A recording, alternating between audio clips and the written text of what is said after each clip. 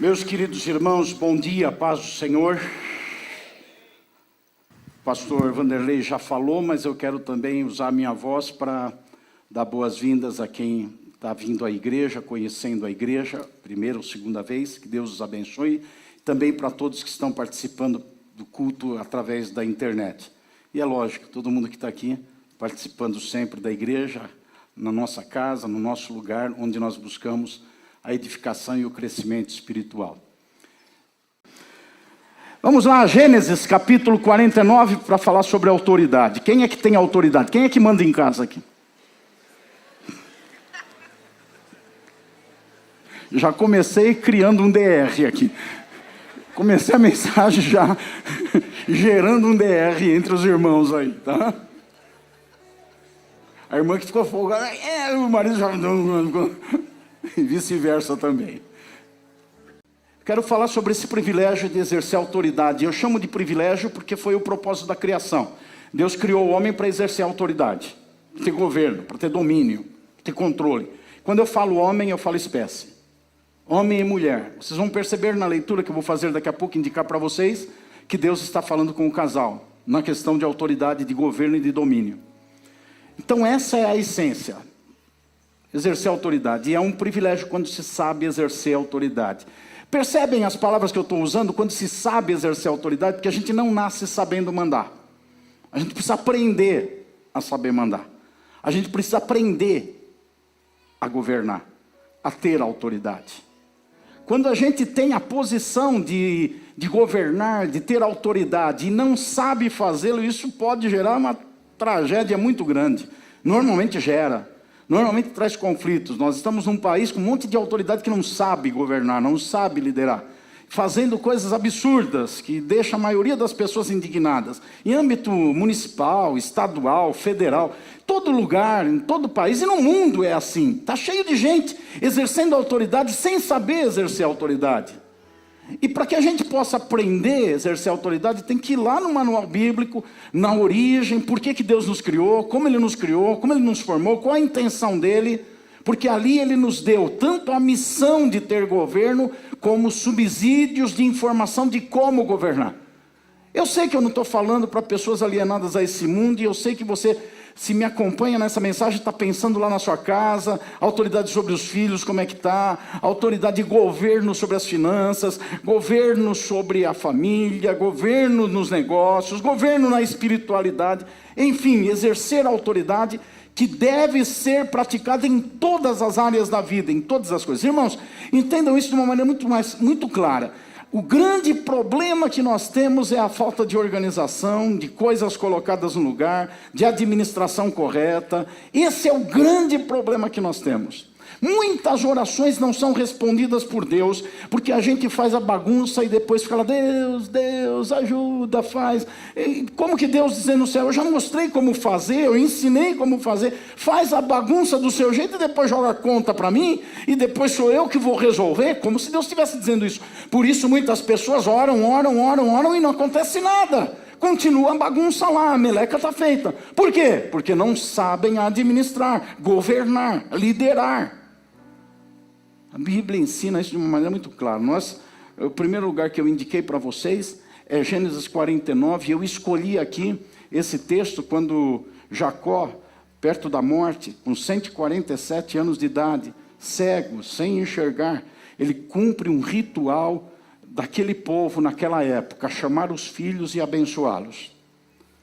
Chama todos os filhos, seus 12 filhos, coloca a mão direita na cabeça dele, era assim o ritual, e falava a bênção, que era uma bênção profética.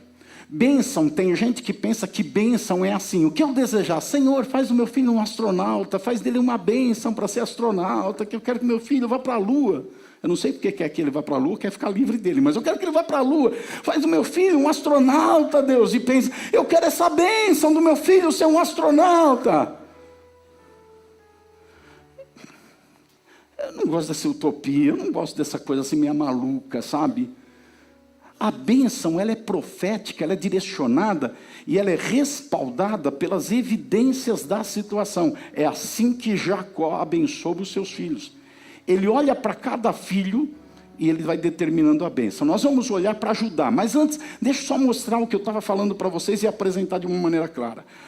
Capítulo 49 de Gênesis, quando você olha no versículo número 3, ele fala do primogênito, de Rúben. Ele põe a mão na cabeça de Rúben e ele fala: você é digno, você é forte, você é o mais poderoso, mas você é um cara impetuoso, entregue às paixões e gosta de um sexo como ninguém. Por isso, você não vai ser o maior dos seus irmãos. Olha a bênção que ele dá. Olha a bênção que ele dá. Ele diz: você deveria ser o maior dentre os seus irmãos. Isso é bênção. Mas você não vai ser. Por causa da tua impetuosidade, que não sabe segurar a onda, e na vida sexual você é desregrado, você não vai ser o primeiro. É bênção. Perceba que é uma bênção dada mediante postura. Diga comigo, postura. Diga comportamento. Diga atitude. Passado. É mediante o comportamento passado que vem a bênção futura. É mediante a atitude passada, a postura passada que vem a bênção futura. O que nós estamos fazendo hoje vai contar para o futuro. É mediante a nossa postura. Quando ele fala com Naftali, dá uma olhada, versículo 21. Naftali é uma gazela solta, ele fala palavras bonitas. O que ele está dizendo? Naftali é alegrinho, ele é voltado para as artes, é um cara de poesia, um cara que escreve bem, é um cara das letras. Então está olhando para a característica e determinando. Agora o que eu quero me apegar é em Judá. Versículo 8 em diante. Põe a mão sobre a cabeça de Judá e diz: Judá, os seus irmãos o louvarão. Os seus irmãos o louvarão. A sua mão estará sobre o pescoço dos seus inimigos. Os filhos de seu pai, ou seja, seus irmãos, meus filhos, se inclinarão diante de você. Judá é um leãozinho. Da presa você subiu, meu filho. Como leãozinho você se agacha, se deita como um leão e como leoa. Quem o despertará? Você vai ter uma vida tranquila. Dominando, você vai ter uma vida tranquila. O cetro é a vara de comando, que dá a direção, não se afastará de Judá. Então haverá uma linhagem de Judá que vai ter sempre o domínio e o comando, vai governar, vai ter autoridade. Nem o bastão sairá entre os seus pés, até que venha Siló. Opa! Siló do hebraico quer dizer a quem de verdade pertence. Siló quer dizer a quem de verdade pertence. Ou seja, você vai ter a autoridade, vai governar, até que chegue a quem pertence o verdadeiro governo e autoridade. Até que venha aquele que tem o direito de ter autoridade total. Você vai abrir a porta, você vai ser o caminho no deserto, você vai abrir o caminho para que venha aquele que tem, o Siló, aquele que tem o direito de governar. Vocês já sabem onde ele está chegando, né? Você já sabe que está vindo uma alusão a Jesus. Jesus que vem da tribo de Judá. Em Apocalipse 5:5 diz, ele é o leão da tribo de Judá. Ele é o leão, você viu aqui leão?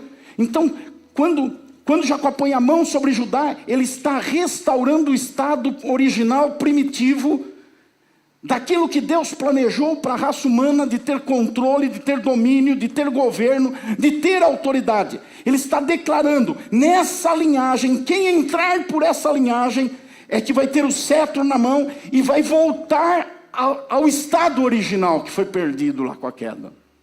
E ele continua. E a ele obedecerão os povos. Agora ele já entrou em Jesus de cabeça. A ele obedecerão os povos. Ele amarrará o seu jumentinho à vide, e o filho da sua jumenta, a videira mais excelente. lavará suas roupas no vinho e a sua capa em sangue de uvas. Uma linguagem poética para fazer uma alusão para a morte na cruz.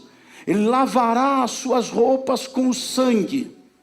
Ele irá lavar as roupas com o sangue. Os seus olhos serão cintilantes de vinho. Ou seja, o seu olhar estará voltado com brilho para a salvação. Para a salvação. Os seus olhos serão cintilantes de vinho, para a alegria da salvação. Esse sangue derramado, que lavará as suas roupas, vai fazer com que ele tenha um foco. Ele olhe sempre em direção à salvação. Ele vai querer a salvação. Jesus, quando veio ao mundo, ele disse: eu vim para salvar o que estava perdido. Ele se apresentou dessa maneira. João Batista, ele indicou o caminho do Senhor, dizendo: lá vem o Cordeiro, aquele que tira os pecados do mundo. O apóstolo João diz: todo aquele que invocar o nome do Senhor será feito filho de Deus. E Paulo diz: será salvo. Ele terá os olhos cintilantes de vinho, brilhos para a salvação. E os seus dentes, ele vai ter fome. Seus dentes serão brancos. Ele vai ter fome de santidade.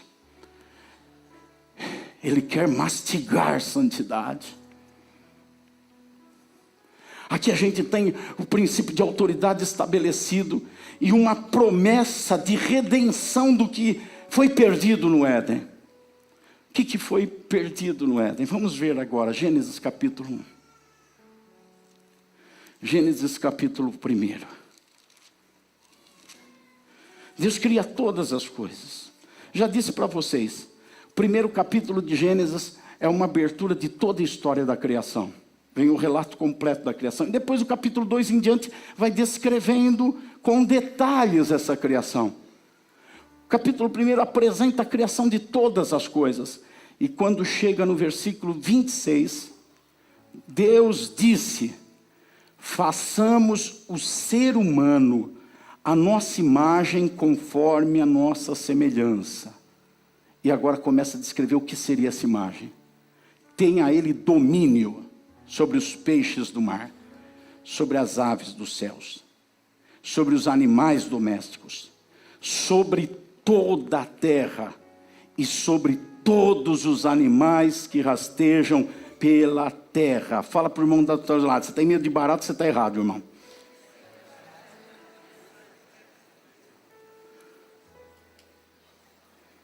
Já contei para vocês, vou repetir. Estou ficando velho, velho repete história.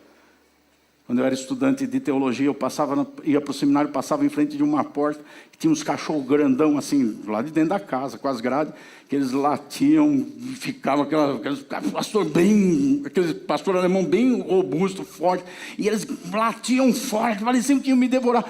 Eu ia assim, atravessava a rua, para não passar em frente daquela casa, medo do cachorro. Eu vi a professora falar isso daqui: não pode ter medo de animal. Aí eu fiquei todo valente. No próximo dia de aula, lá vou eu. Ainda bem que tinha uma grade na frente, mas o cachorro lá, só faltou eu latir para ele. Mas ele latia lá e eu olhava feio para ele. Graças a Deus pela grade. Com o tempo ele parou de latir, perdeu a graça. Mas não é que nem o diabo, ele late enquanto você tem medo. Quando você parar de ter medo, acabou a graça. O diabo fica latindo, fazendo barulho na tua vida, porque ele vê que você fica apavorado. Acontece as coisas, você fica assustado, com medo, apavorado, faz 830 campanhas, vai aqui na outra igreja, chora o tempo inteiro, fica deprimido. O diabo fala: legal, vou investir nesse daí. E cada vez ele pula mais, ele grita mais. Quero te contar uma novidade: tem uma grade na tua frente. Jesus Cristo é a grade protetora na tua vida. Você não precisa ficar assustado. O diabo faz barulho, mas não quer dizer que o barulho dele vai alcançar você. O problema é ficar assustado, é ter medo. Esse medo contra Satanás, contra a macumba, contra a feitiçaria, engloba a perda de autoridade, a falta de saber administrar governo e a autoridade que tem. Esse medo das circunstâncias, esse medo dos problemas, esse medo das dificuldades, indica isso. Essa falta de governo, perdida no Éden. que Jesus precisa ser restaurado na nossa vida. Esse é o propósito da cruz, dos dentes brancos dele, dos olhos cintilantes como vinho, como sangue. Esse é o propósito, restaurar aquela condição inicial. Continuando no texto. Assim Deus criou o ser humano à sua imagem. Notem que no versículo 26 fala do ser humano, façamos o ser humano. E agora aqui no 27 diz, criou o ser humano à sua imagem. E ele diz o que é o ser humano, homem e mulher, os criou. Então é uma autoridade para homem e mulher, para raça, não é autoridade masculina, autoridade feminina, paterna, é a autoridade que está sobre o ser humano, foi dada para o ser humano. Precisa saber exercer essa autoridade. Note que foi dada autoridade sobre tudo. E saiu lá Adão e Eva mandando em tudo, governando tudo. Viu um bichinho pulando e falou, a partir de hoje teu nome é coelho. Viu um outro lá todo listrado e falou assim, a partir de hoje você é zebra. E começou a ver o passarinho, você é pintacilgo. E começou a ver, você é urubu, desse jeito aí que você está. Você é um urubu. E começou a dar nome, exercer autoridade, comandar. E resolver o que plantar, como colher. Começou a cuidar do campo, e foi dito para ele, você tem autoridade sobre tudo, pode comer de tudo. Pode, aqui é o texto anti-vegetariano. Diz na sequência assim, coma de todo animal que tem na terra. Fala também de todas as ervas. Pode comer de tudo. Deu autoridade sobre tudo. E saiu Adão e Eva tendo autoridade sobre tudo. Mas chegou um momento que Deus falou, agora eu vou colocar alguma coisa sobre eles para testar o poder da autoridade e para potencializar a autoridade deles. Aí nós chegamos no capítulo 2. Versículo 15 do capítulo 2, o Senhor Deus tomou o homem e o colocou no jardim do Éden para o cultivar, o guardar. Vai, cumpra a sua autoridade, governe, faça, tenha domínio sobre tudo. Versículo 16, e o Senhor Deus ordenou ao homem, de toda árvore do jardim você pode comer livremente, autoridade, governe, é tudo teu, faz do teu jeito. Chegou no 17, aí Deus coloca um dispositivo para potencializar a autoridade, e o homem e a mulher não souberam potencializar a autoridade, e o dispositivo que Deus colocou sobre eles, para eles potenciarem a autoridade neles, sobre tudo, sobre todas as coisas, virou o contrário e tirou deles a autoridade. Acabou com o governo deles. O versículo 17, o Senhor diz, mas da árvore do conhecimento do bem e do mal, você não deve comer, porque no dia em que dela comer, você certamente morrerá. Tem muitas lições aqui, mas o que eu quero aplicar hoje, é que quando Deus coloca essa proibição, Ele está dizendo mais ou menos isso, eu te dei autoridade sobre tudo, mas agora eu quero ver se você tem autoridade sobre você.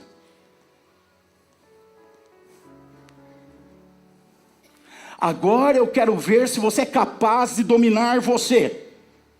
Seus impulsos, seus desejos, suas vontades, suas intenções. Agora eu quero saber se você tem poder de dominar a si próprio.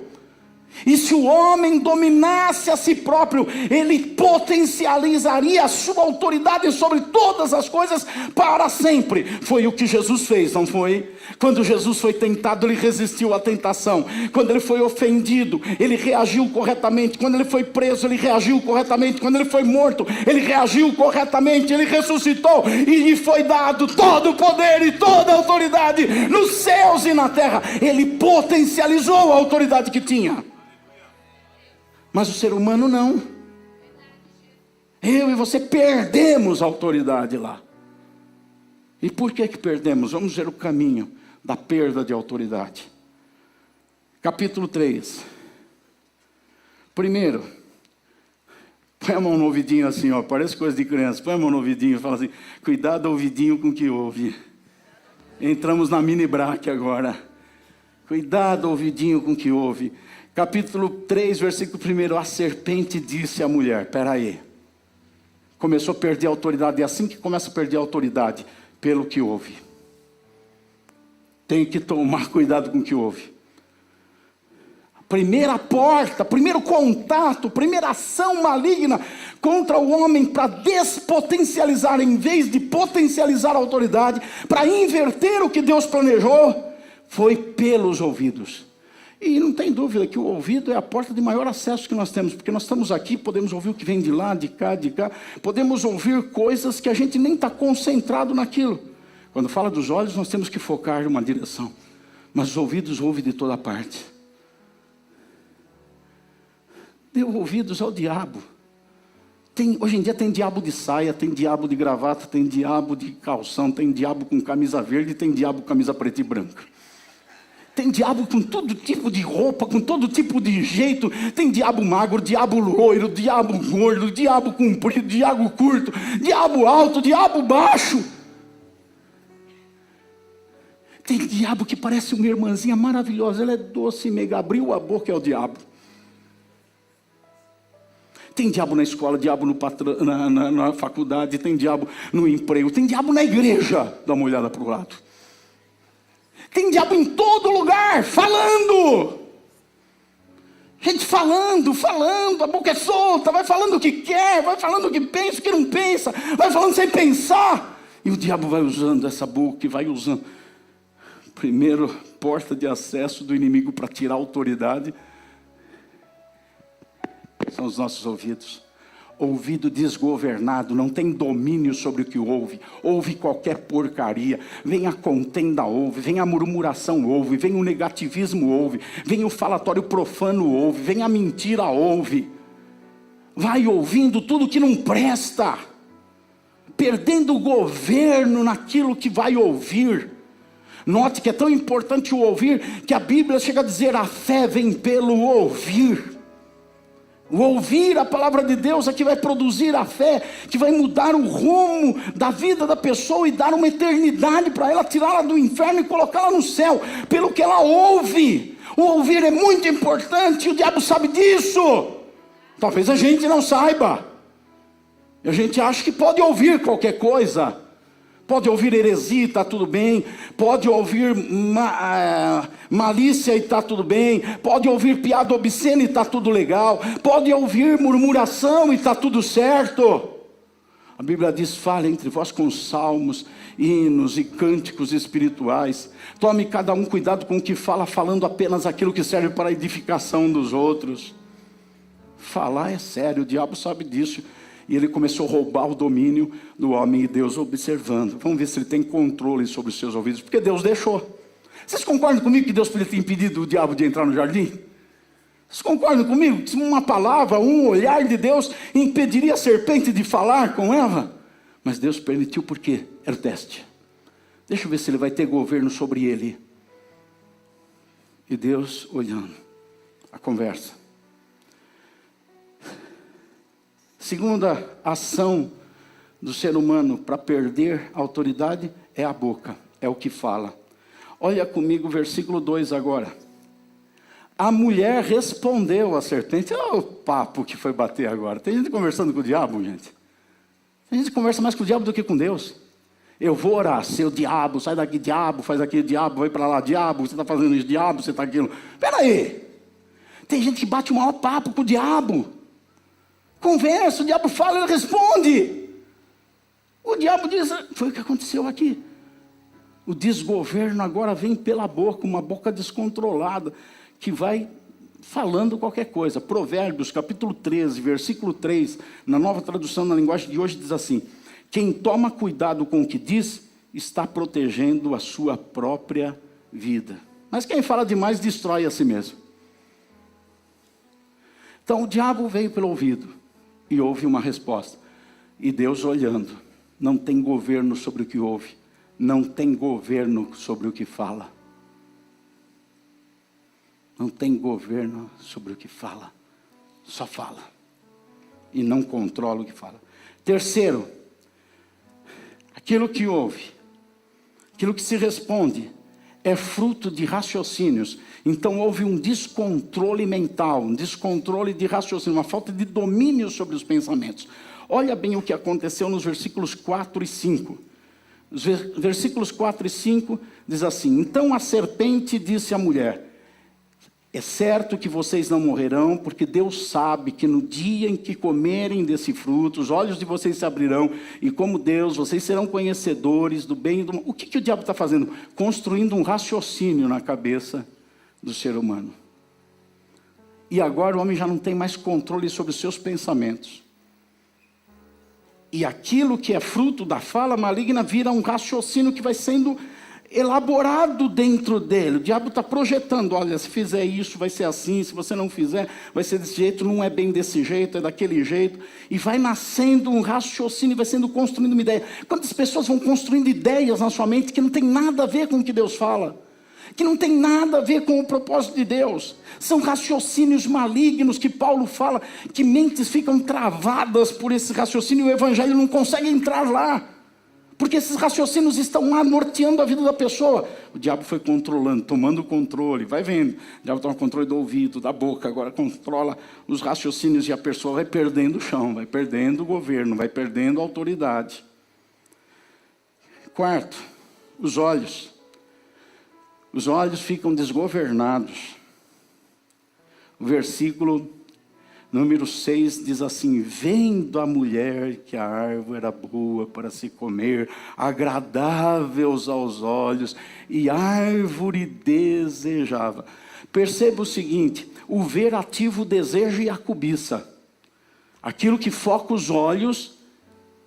Você já experimentou estar sem fome e quando vê um prato começa a roncar o estômago? Já aconteceu com você? Você não está querendo comer nada, mas você olha, vê aquela salsicha no molho e fala...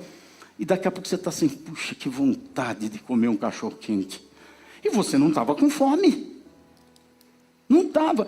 Parece que nasceu um vazio lá dentro.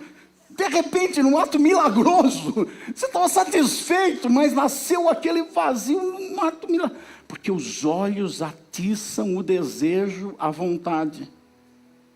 Vendo a mulher, porque o diabo está falando, a mulher está ouvindo, a mulher está respondendo, o diabo está construindo raciocínios, e esses raciocínios fazem ela olhar para o fruto. Ela olha para o fruto e começa mesmo a desejar. Ela não tinha nem... Quanto tempo será que ela já passou na frente daquele fruto, nunca teve desejo, nunca pensou em comer, nunca quis comer? Simplesmente Deus falou, não come, ela não comia e pronto, acabou. O fruto não dizia nada, mas quando é ativado pelo olhar, o desejo, é por isso que Jesus falou, aquele que olhar para uma mulher, olhar, cobiçando no seu coração já adulterou.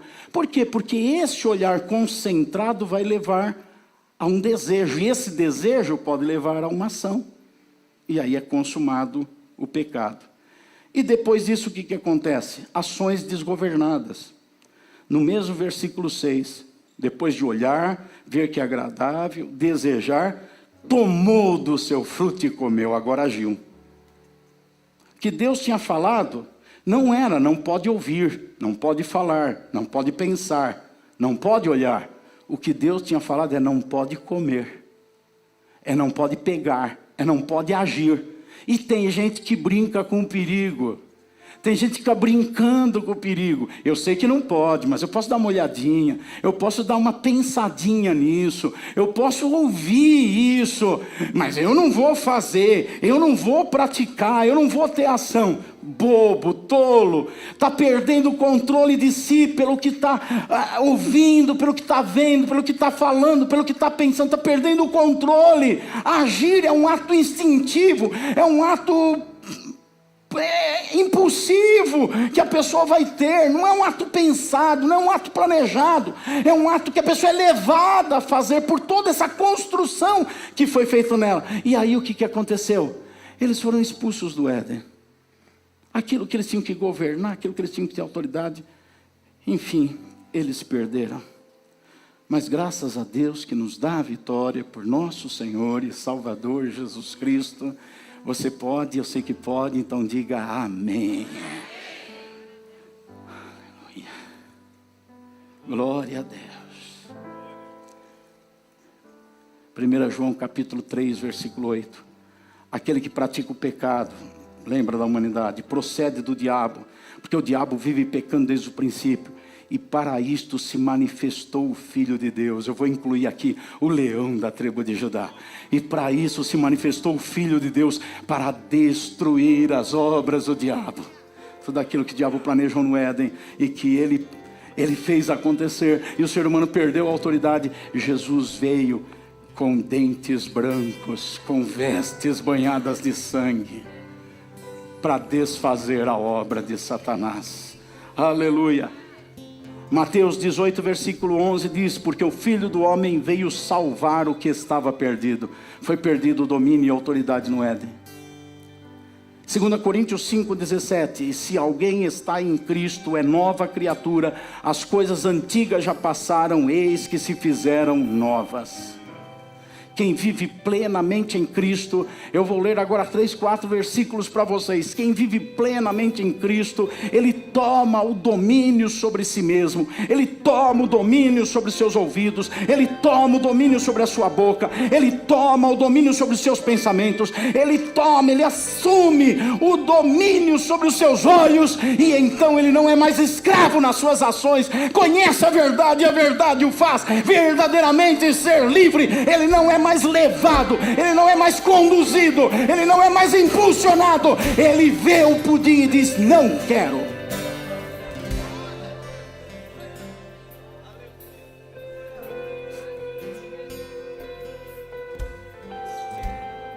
Não faço, não pego.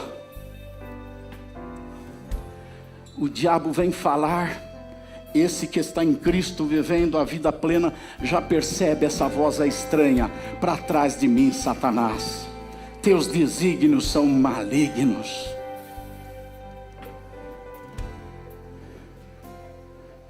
O diabo vem mostrar. Ele diz, como salmista no Salmo 101: não colocarei coisas más diante dos meus olhos, não entrará na minha casa coisas más.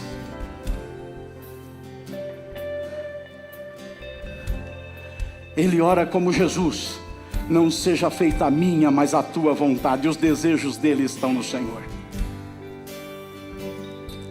Ele tem domínio sobre si, para depois ter domínio sobre as outras coisas. Quem não tem domínio nos seus negócios, na sua família, na sua vida, na sua espiritualidade, no dinheiro, em tudo, é porque perdeu o domínio sobre si. Sim.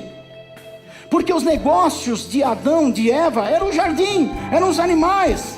Ali não tinha dinheiro, papel, ali era o dinheiro, ali era a riqueza, ali eram os negócios, ali era o trabalho, ali era a família. Eles tinham domínio sobre tudo. Mas quando perderam o domínio sobre si, eles perderam o domínio sobre tudo. Quem não tem domínio das coisas é porque não tem domínio sobre si. Provérbios 16, 32 diz: é melhor ter paciência do que ser herói de guerra. O que domina o seu espírito é melhor do que o que conquista uma cidade. Provérbios 29, 11 diz: o tolo derrama toda a sua ira, mas o sábio se domina e a reprime. Tito capítulo 2, versículo 11 a 13 diz: porque a graça de Deus se manifestou, trazendo salvação a todos. Ela nos educa para que, renegadas a impiedade e as paixões mundanas, vivamos neste mundo de forma sensata, justa e piedosa, aguardando a bendita herança e a manifestação da glória do nosso grande Deus e Salvador, Jesus Cristo. Olha aí, ela nos educa, nos dá educação para rejeitarmos as paixões mundanas, para ter domínio. 1 Tessalonicenses 4, versículo 3 a 5 diz assim: que cada um de vocês saiba controlar o seu próprio corpo em santificação e honra, pois a vontade de Deus é o dente branco, é a santificação de vocês, que se abstenham da imoralidade sexual, não com desejos imorais, como os gentios que não conhecem a Deus, que ouvem o diabo, que falam com ele, que deixam ele criar raciocínios nas suas mentes, que veem o que ele mostra. Romanos capítulo 8, versículos 8 e 9 diz: portanto, os que estão na carne não podem agradar a Deus. Vocês, porém, não estão na carne, mas no Espírito, se de fato o Espírito de Deus habita em vocês. E se alguém não tem o Espírito de Cristo, esse não é dele. Para! Para de se convencer que você é crente se você não se domina. Porque o crente, a marca dele é o selo da promessa de Deus, que é o Espírito Santo. E o Espírito Santo na vida do crente dá para ele domínio próprio, controle sobre si mesmo. Seja humilde, se arrependa, se converta. Não fique olhando teus anos na igreja, teu batismo, tua santa ceia, teu dízimo, teu ministério, teu cargo. Olha a tua vida, olha o teu controle, olha o teu domínio sobre paixões, sobre vontades, sobre desejos. Essa mensagem não é para te acusar, mas é para te chamar ao joelho no chão, ao arrependimento, ao quebrantamento, à humildade, para reconhecer realmente: minha mente está solta, meus olhos veem qualquer coisa, eu desejo coisas que não devo desejar, eu falo o que não devo falar, eu escuto o que não devo ouvir. Não é na tua força, você não vai conseguir isso na tua força, não é força de vontade, é o leão da tribo de Judá na tua vida. Ele está na vida daquele que o busca. E Apocalipse 5:5 diz assim: então um dos anciãos me disse: não chore, eis que o leão da tribo de Judá, a raiz de Davi, venceu. Aleluia. Vocês gostam de colocar uns amarelinhos aí? Põe um amarelinho ali, põe aí, o leão da tribo de Judá. Põe um amarelinho na tela, faça favor. Isso. Põe venceu, eles já pegaram lá. Venceu, ele venceu. E nós somos mais do que vencedores em Cristo Jesus, o Senhor. Ele venceu. Ele venceu a serpente, ele pisou na cabeça do diabo, ele venceu a morte, ele ressuscitou, ele venceu o pecado, ele não pecou, ele herdou toda a autoridade nos céus e na terra. Ele nos chamou e disse: todo o poder me foi dado, e eu agora envio sobre vocês o Espírito Santo. Ele repartiu a autoridade com a gente. Ele repartiu o poder com a gente. Aleluia. Aplaude ao Senhor Jesus Cristo. Louvado seja Deus. Obrigado, Pai.